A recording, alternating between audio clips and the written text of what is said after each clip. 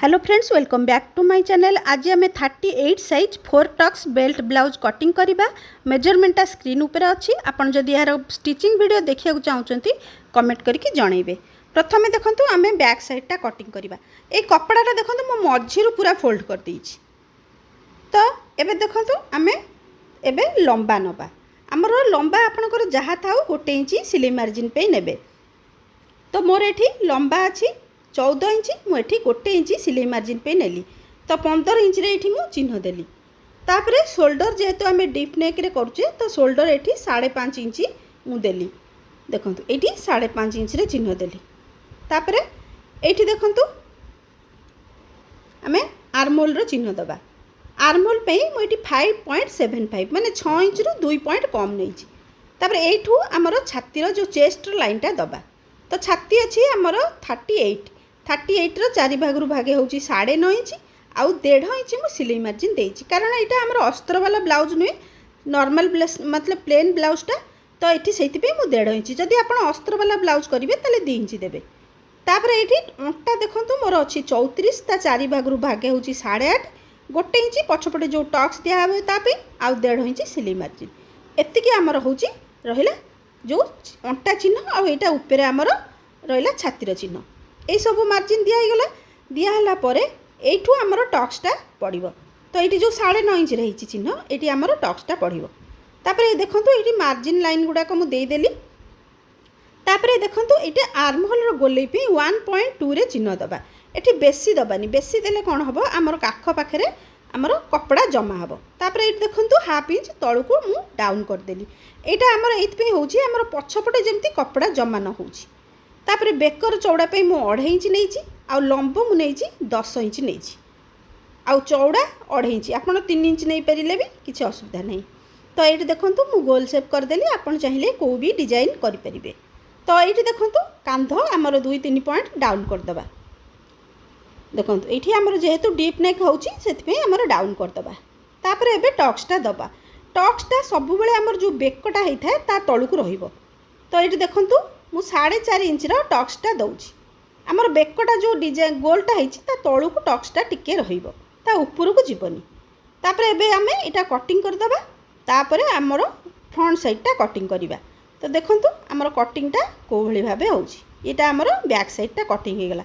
देखो आमर ये तलपटे बैक साइडटा कटिंग होता आमर एपट साइड्रे आम देखूँ कौ भली भाबे देखूँ काटिबा। जेहेतु आमर मझीटा आमर कट रहिबो तो मुझे ओल्टे देली। देखो ये कपड़ाटा को केवल ओल्टे देइछि।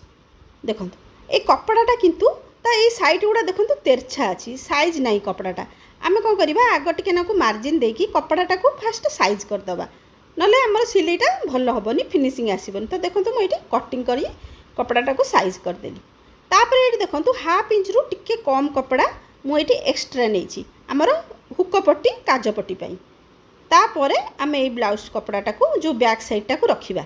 रखिकी आम प्रथम कौन करवा जेमती आमर चिन्ह अच्छी से भाई भाव आम चिन्ह देदेबा।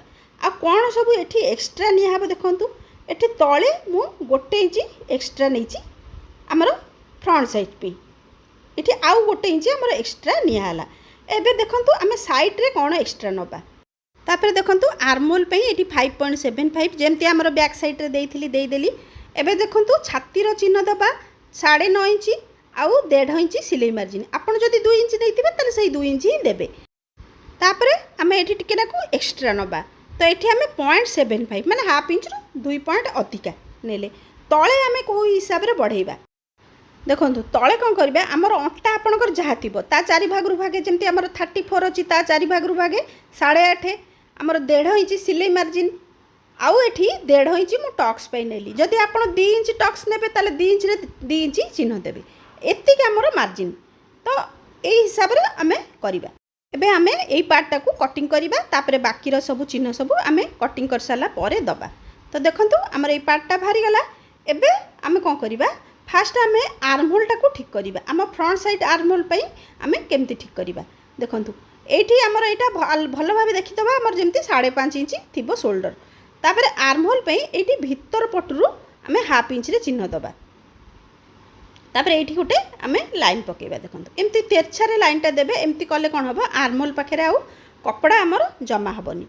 तापर ये देखो तो 1 इंच ये चिन्ह देली आउ सेपटा जो आमर भीतर पट जो लाइनटा आसी सेठू ही आसो यहाँ हूँ आमर फ्रंट साइड आर्महोल चिन्ह आमर दिहब। तापर देखूँ आमर जो भी चिन्ह गुड़ा दिहब आमर ये लाइनटा पड़ी 3 पॉइंट हाफ इंच टी कम ता एपट को दिहब। तो ये ऊपर रखी बेकर चौड़ा 2.5 इंच आ तले मु रखी 2.75 माने 3 इंच 2 पॉइंट कम ये आमर बेकटा ये सेप देदेबा। तो ये मु गोल बेक करदेवी लंब मु रखी 6.5 इंच जेहेतु यहाँ आमर हेवी साइज्र ब्लाउजटा मु बेकर लंबटा रखी 6.5 इंच तलर चौड़ा रखी 2.75 ऊपर रखी 2.5 इंच तापर ये 2 पॉइंट डाउन करदेली ऊपर। तापर देखूँ ये आमर बेल्ट पे कौन करवा 3 इंच आम चिन्ह दबा देखूँ तलू आम ये 3 इंच चिन्ह दबा लाइनटा सीधा पाई एमती आम चिन्हटा देदेबा। देखूँ एबे आम बेल्टर सेप दबा देखूँ ये 0.75 ना 1 इंच एमती टिके यहाँ बेल्टा अधिका हेल्ले भल लगे आठी एमती देखूँ हाफ इंच रु टिके कम एमती ऊपर को उठेदबा आमर सेपटा एमती भल लगे। तो यही सेप गुड़ा आमर हो गला। तो एबे आम टक्सर चिन्ह दबा फास्ट आम ये जो टक्सटा आमर दबा मझिरे जो टक्सटा दिया हुए आर नियम हूँ आमर छातीर 10 भागु भागे आमर 38 साइज ब्लाउजटी तार 10 भागु भागे हूँ 3.8। तो ये मुझे 3.8 चिन्ह देली आठ रखिकी मु 2 इंच रे गोटे चिन्ह देली। तापर देखूँ आमे आमे ये कौन करवा आम जेहेतु 1.5 इंच रखीचे टक्स पे तो आमर एपट्रे 7.75 माने 1 इंच 2 पॉइंट कम एपट्रे आमर 0.75 आपन चाहिए गोटे गोटे इंच माने टक्स भी दे पारे। तो एतिकी रे मु एमती देखूँ यहाँ आमर 1.5 इंच टक्सटा मुझे देली एपटे 0.75 सेपटे 0.75 टोटाल आमर 1.5 इंच होगला। तापरे एबे आम कौन करवा ये जो साइड रे आमे गोटे टक्स दबा आमर केतेटा टक्स दिया देखो ये जो लाइनटा आमर पड़ी ये रखिकी ये जो बेल्टर सेप जो दिखाई तार मझिरे गोटे चिन्ह दबा देखो ये आमर 2.5 इंच रे गोटे चिन्ह दबा यहाँ आमर सेकेंड टक्स होगला। देखो ये आमर 2.5 इंच रे गोटे चिन्ह दबा तापरे आमर एपट्रे आउ गोटे टक्स दिहब देखो एठी भी से 2.5 इंच रे आमे गोटे चिन्ह दबा देखो ये आमर 2.5 इंच रे दिहला आठी रखिकी तले जो बेल्टर चिन्ह होती सेठी रखिकी सीधा लाइनटा जो सेठी 1.5 इंच रे चिन्ह देकी एमती तेरछारे लाइनटे पकेइबा। एबे आमे काख तल पाखे आउ गोटे 2.5 इंच रे चिन्ह दबा देखो ये आमर 2.5 इंच रे चिन्ह दिहला। तो एबे ये जो काख तले आम आर्महोल पाखे एमती सीधारे आमर लाइनटे पकेइबा देखो ये लाइनटा आम पकईदबा। देखो एबे ये एमती सीधारे लाइनटे आम दे सारापर आम आमर यहाँ को मापिकी टी देखो मुझे क्रॉस भाया करदे आपको बुझा सुविधा हम यू मापिकी देखिली देखो आमर ये 3 इंच होठू देखो ये से 2.5 ये से 2.5 ये से 2.5 आमर 4 पड़ जाक से 2.5 इंच जदि गोटे पॉइंट एपट सेपट हो किसी टेंशन ना सी सेमती समस्त एपट सेपट टी हम एबे देखो ये आर्महोल कटिंगटा आम करदे ये जो फ्रंट साइड आर्महोलटा मु आपण पछरे भी काटले चलिबो मु जस्ट एटा देखैदेली। एबे हमर सब पार्ट गुड़ा हो गला आम बर्तमान कटिंग करवा। तो ये जो कटिंग कला पूर्व देखो ये जो टक्स गुड़ा जो सिलाई करेंगे केते मार्जिन रखिए देखो सिलाई कला बेले एमती 0.75 माने हाफ इंच रु टिके अधिका माने दीटा कपड़ा को जो धरिकी आपन प्लीट गुड़ा देबे 0.75 ताठू अधिका देबेनी जदि हाफ इंच कले भी चलिबो नले 0.75 देले हमर प्लीट गुड़ाक भल साइज देखा जीवो। तो ये देखो तो सबू 4 माने आमर जो टक्स गोटे तो आमर 1.5 इंच रे पड़िला बाकी गुड़ाक सबू आमर 0.75 रो पड़ला। तो यही हिसाब से आपड़ सिलाई करेंगे तथापि मोर स्टिचिंग वीडियो अपलोड करी आपड़ से भी देखिए केमती तार स्टिचिंगटा होउछि। तो ये देखो आम ये पार्ट गुड़ाक सब कटिंग करदे देखो ये कटिंग हो गला बेकर कटिंग हो गला ये कांध कटिंग हो गला।